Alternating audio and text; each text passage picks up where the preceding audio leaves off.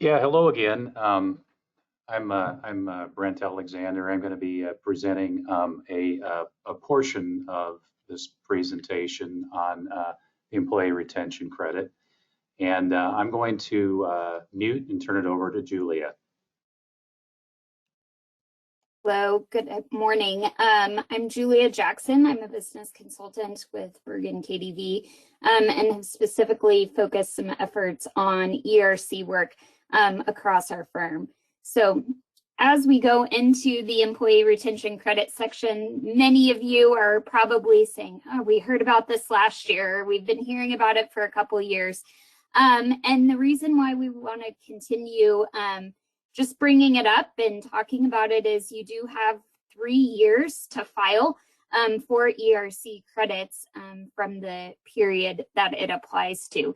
So there are continuing to be some updates and varying guidance that has come out for various components of the ERC credits related to 2020 and 2021. As the agenda mentions, we'll kind of go over the overview, eligibility, affiliation rules, as that's opened a lot of questions for various entities as they've worked through this.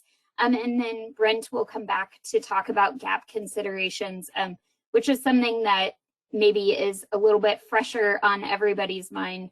How do I actually record this on my financial statements? So here we have just mostly for your reference and information, but kind of the evolution of the employee retention credit. As you know, it came out in March of 2020 under the CARES Act and then has evolved from there. One thing that may be newer for some individuals is the retroactive termination of fourth quarter eligibility, unless you are considered a recovery startup business. That came out in November of 2021, so is probably subsequent to the last time you heard a presentation in regards to this. As we go into the next section, just note that there are different eligibility requirements. There are some nuances that differ between 2020 and 2021 credits, and so we want to detail those out for you. I'll point out differences as well as point out when things are the same between the 2 years. So in 2020, that credit is equal to 50% of up to $10,000 of wages and health plan expenses per employee. That means you can receive up to $5,000 per employee from March 2020 through December 2020. Claims are filed. Most people should have already filed their 941. So really, we can amend the 941 using Form 941X. And as I mentioned, you have 3 years of the originally filed Form 941 to amend that return. Limitations in 2020 is if you are considered a large employer, which is more than 100 in employees in 2019. This is something that is different between 2020 and 2021. So you'll want to be mindful of that. Just because you may have been disqualified in 2020 due to the number of full-time employees, that does not mean you would be automatically exempt in 2021. As there has been continuing guidance, you cannot use your wages for the employee retention credit that are used for other leave credits, PPP loan forgiveness, other grants and awards. However, these other credits and PPP loan forgiveness does not exclude you from filing for employee retention credit. So that's something that was in question early on, is if you had PPP loans and you were seeking forgiveness, that automatically excluded you from employee retention credits, but that is not the case under current guidance. So then when it comes to actually recording those retention credits, there is for nonprofits specifically, you can see for if you have a tax return, how to do that. But for nonprofits, specifically on the 990, there is no specific instructions as how to reflect the employee retention credits. However, we have the belief that it should be reflected similar to PPP as revenue and as a reduction of payroll expense. If you file a 990T, those qualified payroll expenses aren't deductible, so just keep that in mind. So we've reached our first CPE word for this section, and that is schedule. So once again, that CPE word is schedule. As we switch over to 2021, I won't reiterate some of the same information, but I'll point out nuances that are different in 2021. So the employee retention credit is equal to 70% of up to 10,000 wages and health plan expenses, and that's per employee per quarter. So there is a lot more employee retention credit availability in 2021 for most employers versus 2020. So that means that you can ultimately get up to $21,000 per employee in 2021 if you are eligible for all 3 quarters. Similar filing exists on the 941X for the amended return. One of the nuances that I mentioned earlier that is different in 2021 is that your large employers are actually more than 500 average full-time employees in 2019. So you can see this is a significant jump compared to the 2020 limitation of 100. And then similarly, wages that are excluded and included.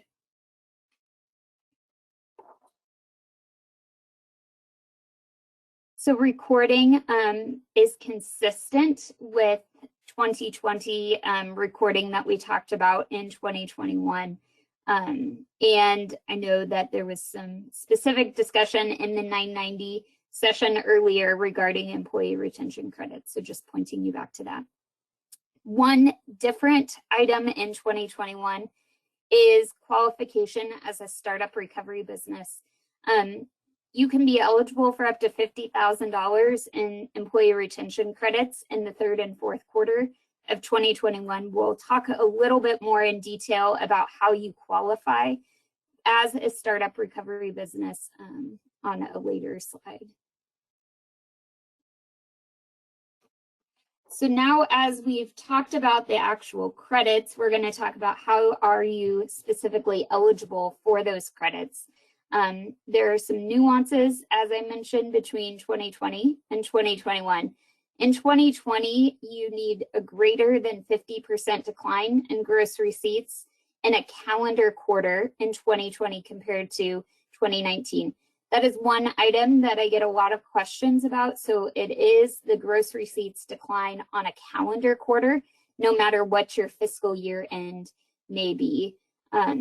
So that decline is calculated through the, we're going to talk a little bit more in detail, and I'll have there what actually qualifies as a gross receipt, but just think of those gross receipts are really the majority of what is coming in, although there are some governmental grants that are excluded and PPP.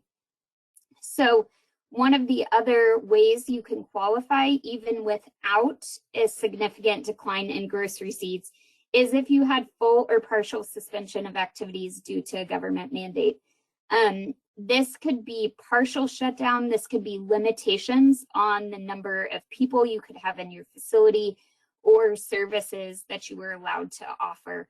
So those require some looking at the government mandates, seeing what those were, when those went into effect, and what those restrictions actually looked like. But that is something we are more than happy to take a look at with you and give you some guidance as to whether we think that that would qualify under these circumstances. So one thing that you can also qualify is due to supplier impact. So if you weren't specifically impacted by a shutdown, but your suppliers were impacted, then you can also qualify under that. And we have some specific resources that we can point you to in regards to that, just because that's a little more complicated to justify those qualifications. So in 2021, the main difference is the gross receipts must have declined greater than 20% in a calendar quarter of 21 compared to 2019. So in 2020, that was 50, or sorry, I misspoke. That was, it was 50% and then 20% in 2021. And that is compared to 2019, not compared to 2020. I've also received many questions on that. So kind of deemed that 2019 was a quote unquote normal year, although I don't know that any of us say there is such thing as a normal year now, but using that as kind of a baseline to compare to. In 2021, there's also a look back calculation where you can qualify compared to preceding quarters. So maybe you didn't have 20% decline over 2019, but you did have a significant decline one quarter over the prior quarter. Partial and full suspension, whether that's for yourself or for a supplier, the qualifications are the same.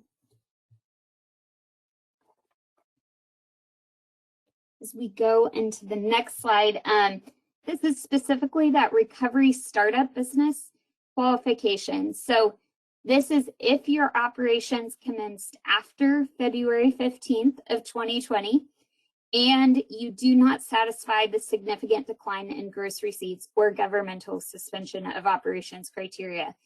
If you are one of those few business owners that was already in the process of opening a business and you were headed down the tracks, or you decided to utilize the opportunities that came up during the pandemic to open a new business, you have some specific qualifications where you can qualify for employee retention credits, given that you don't specifically have 2019 records to go back and compare to.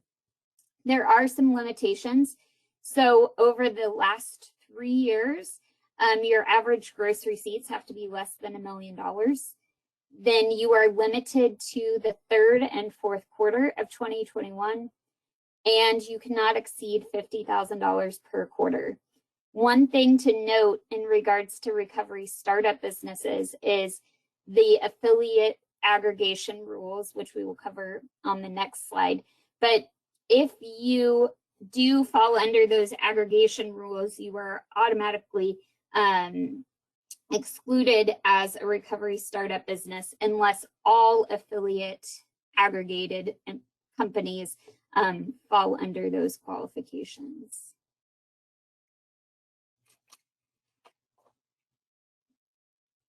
So as I mentioned, the affiliation rules.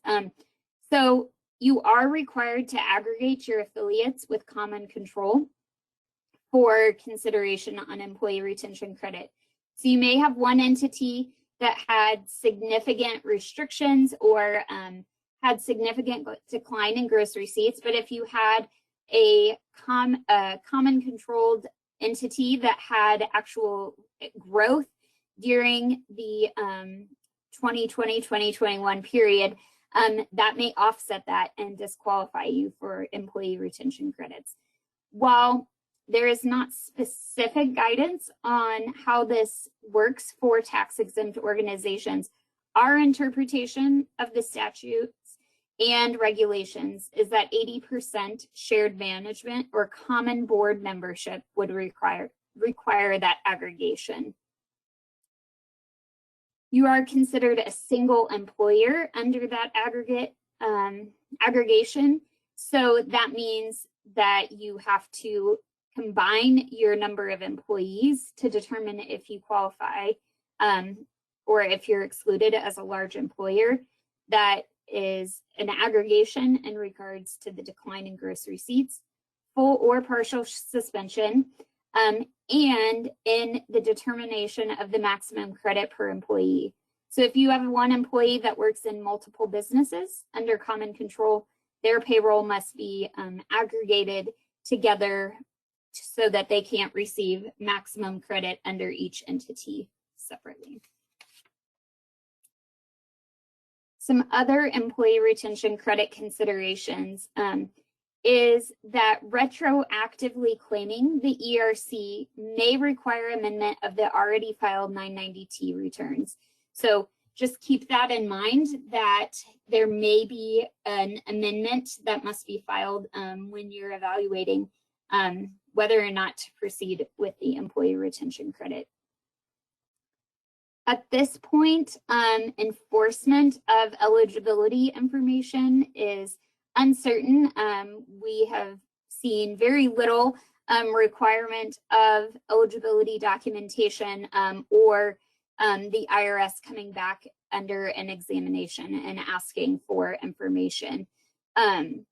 One thing to note, this third bullet point, is it is taking a while for these credits. So we try to encourage patience in regards to it. We are typically seeing with most companies around 9 months, 6 to 9 months, but more typically 9 months from filing to when they're actually receiving their notice and payments from the IRS.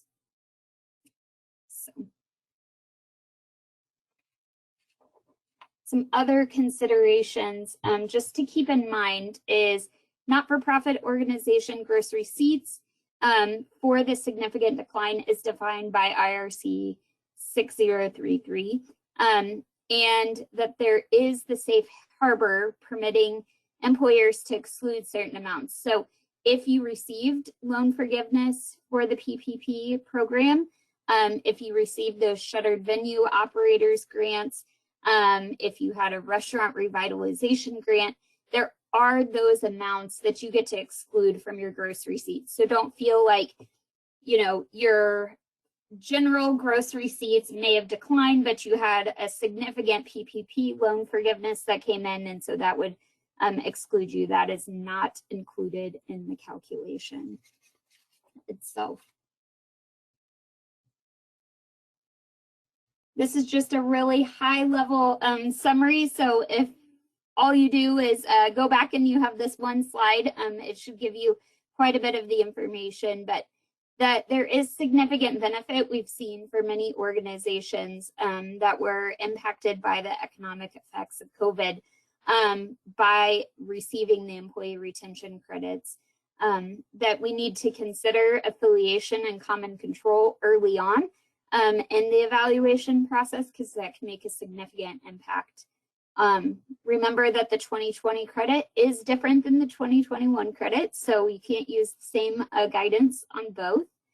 And once again, that the Paycheck Protection Program or PPP program does not eliminate your participation in ERC, but it does make the analysis a little more complex and requiring some kind of layering of the wages to identify how you can best maximize both potential programs. Once again, the impact of full or partial shutdowns can be complex for anyone to kind of navigate through. And so we have some specific resources that can help in regards to that. I'm going to pass it over to Brent to discuss accounting for ERC on the financial statements and GAAP disclosure. Yeah, well, thank you, Julia. And personally, I'd like to give a bit of a plug here to Julia and her team. They've done some really wonderful work with nonprofit organizations, and we've seen some pretty significant credits that have been passed through, and in some cases in excess of 6 figures. You know, some recent examples, I guess, that she's worked on and clients I'm familiar with. One would be a social club that qualified under government mandated suspension of activities. We've got other organizations that are part of an overall national affiliation. Those that actually conduct a lot of live events that had a significant decline in gross revenues, and we've seen some really significant credits for those state affiliates as well.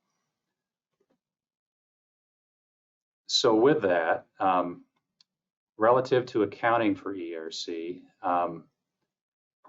there's quite a bit, we get quite a bit of questioning on this, and really one of the primary drivers for that is that US GAAP doesn't contain any specific guidance on accounting for government assistance, and since that's the case, what GAAP, or generally accepted accounting principles, would have us do is utilize what we refer to as analogous guidance that's contained in other GAAP. The end result of all this is that there can be kind of a diversity in the timing of recognition of the credits in financial statements, really dependent upon how people interpret those. And before I get into nonprofit entities, I did want to talk a little bit about for-profit entities, because I know there's some of you out there that have for-profit affiliates that might be part of your reporting group. And you have a little bit difference in your alternatives of what to use if you're a for-profit. Really, the first thing you can do is you can analogize to the not-for-profit conditional contribution model under ASC 958. However, you can also analogize to International Accounting Standards 20. I would tell you though that if you have a not-for-profit affiliate that's part of your consolidated reporting, it probably makes sense to use the nonprofit conditional contribution model, because when we talk about nonprofits in a minute here, that's where you'll need to go as a nonprofit. But if you do have those for-profit affiliates, also need to be mindful of Accounting Standards Update 2021-10, which was issued November of last year. This just drives us to have business entities, that is for-profit organizations, make certain disclosures about government assistance. You have to disclose the type that you received, the accounting methods that you used, and the financial statement effects. So on the next slide, we talk really maybe about, oh, excuse me, we've got another CPE word here. CPE word is August.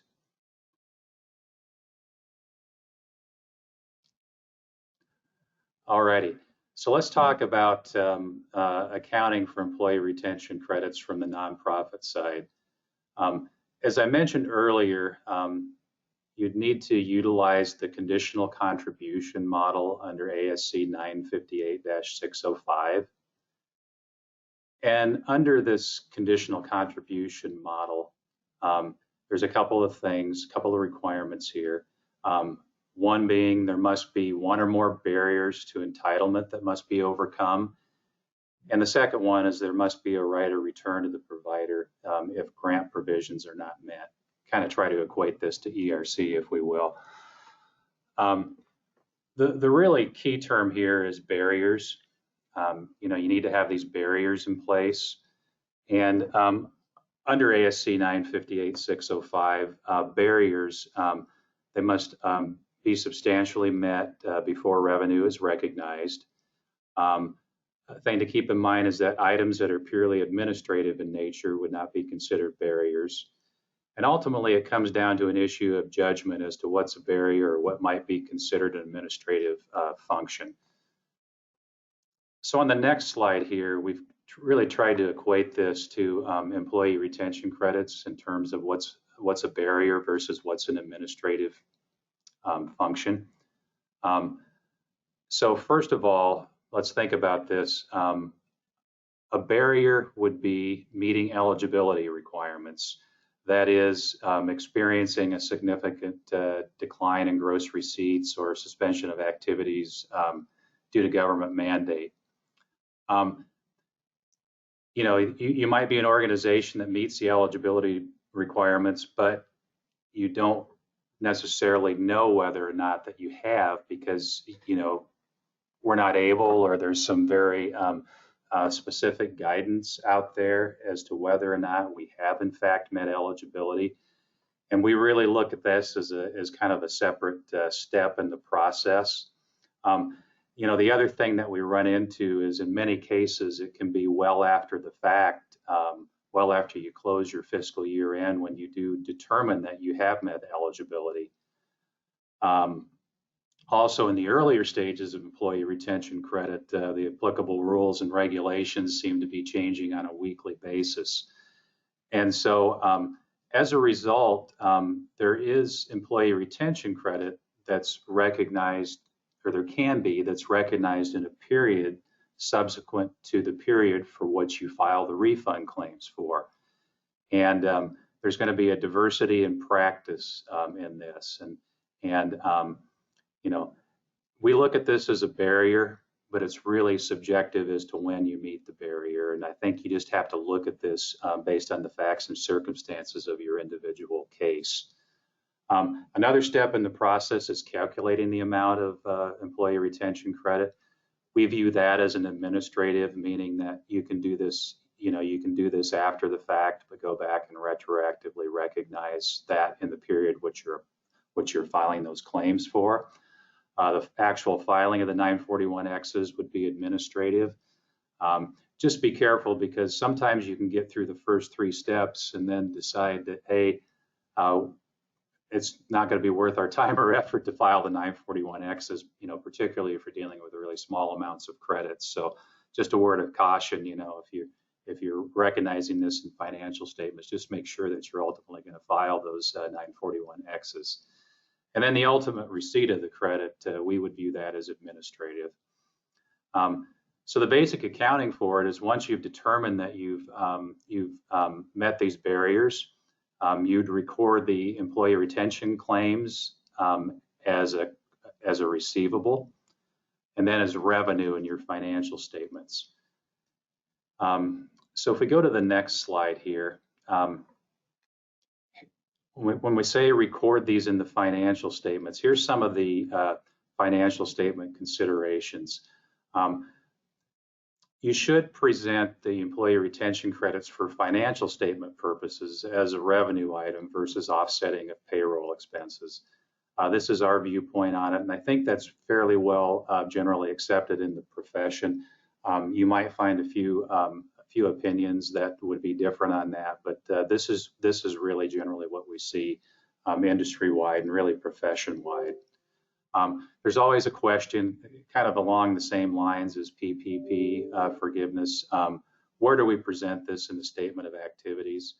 I think there's rationale for presenting it both as an operating activity, and there may also be a rationale for presenting it as kind of a below-the-line activity as well. You know, if you have like an other revenue expense type of a presentation in your statement of activities. And again, that's going to depend on the facts, your specific facts and circumstances. And then we believe, from a disclosure standpoint, you should disclose your accounting policy for those, you know, assuming that it's material to your financial statements. And then once again, if you have a for-profit subsidiary that's presented in your consolidated statements, or you are a for-profit, make sure that you be cognizant of ASU 2021-10, which I mentioned earlier. And at the bottom here, this is a sample accounting policy disclosure related to how you account for ERC. And many times this accounting policy disclosure, you know, you would list that in your summary of significant accounting policies. It could just be tacked on as an additional paragraph to your disclosure about contribution accounting, or your disclosure about revenue recognition. You don't necessarily have to have this be a separate accounting policy. And that's what that looks like. So with that, Bethany, did we have any questions? We did get a couple here submitted. This first one, can you please explain an example where an organization took a PPP loan forgiveness in 2021 based on their average salary calculations, but would also get some sort of ERC? So there are a couple different ways that can apply, but oftentimes you may have qualified in 2021 first quarter with a decline in gross receipts or for partial or fully suspended operations. However, your PPP loan was not granted, or you did not receive those funds until partially through that first quarter of 2021, then you would qualify and those wages would be eligible for employee retention credit prior to the receipt of the PPP loan. Another circumstance that can apply is, based off of those PPP loan calculations, you may have been able to receive full forgiveness by utilizing wages in subsequent quarters that were, you aren't required to take that PPP loan forgiveness to apply wages from the first week of when you receive those funds all the way through the 24 weeks of the PPP loan forgiveness calculation period. So you may be able to kind of look at your payroll and apply payroll in various periods of time so that you can maximize the employee retention credit. Great, thank you. The next one here, if our nonprofit uses a PEO, are we eligible to apply for the employee retention credit? That's a great question. You are still eligible to apply for the employee retention credit, although the process looks a little different for you. So if you have the gross receipts decline or partial full suspension of operations, so in essence, you meet all the eligibility requirements, you can still calculate what that employee retention credit you would be eligible for. That filing, rather than yourself filing a 941X amended return, that return would be filed through the PEO. And so for numerous entities, we've worked directly with a PEO and aiding the client in working with them to determine. Some PEOs have a specific form they want you to fill out so that then they can turn around and file that on your behalf. Sometimes they want you to just send the calculation, or they want to review the calculation themselves. But just because you use a PEO does not disqualify you from it. Great, thank you for that. The next one here is a mandated shutdown, but still providing services remotely, considered a qualification? But really, when we get into full or partial shutdown, it really comes down to some of the nuances of the wording of where those government mandates are. So it's a little hard to answer that in a generic kind of overview, but if you have that specific mandate that was issued by local or state or federal guidance, then we can really look at that wording to help determine if that applies. Great, thank you. This other one, I think we covered maybe towards the beginning, but can I go back and file for 2020 and 2021 credits?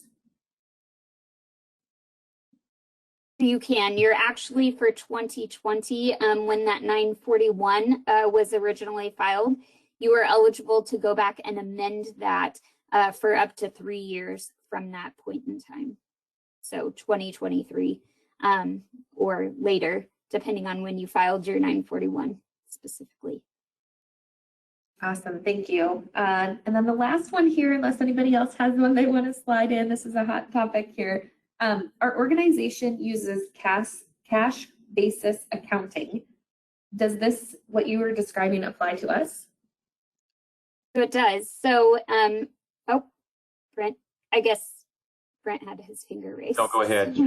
I was going to say, in regards to eligibility requirements, you do the gross receipts calculation based off of however you are filing with the IRS. So If you are filing under accrual basis, then you would do that gross receipts calculation using accrued financial statements. If you are completing your IRS forms on a cash basis, then you would utilize cash basis gross receipts for the gross receipts reduction analysis. So it doesn't matter which way you record that or file it, it's just that determines how the calculation is performed.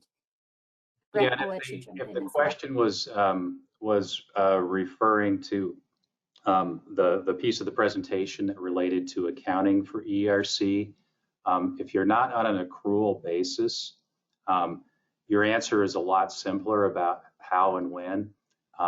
Basically, you're going to record the employee retention credit when at the point in time that you receive it. So if you're a cash basis or a modified cash basis, you really don't have to be concerned about the recording of conditional contributions. You may need to be concerned about some disclosures, but basically it's when received.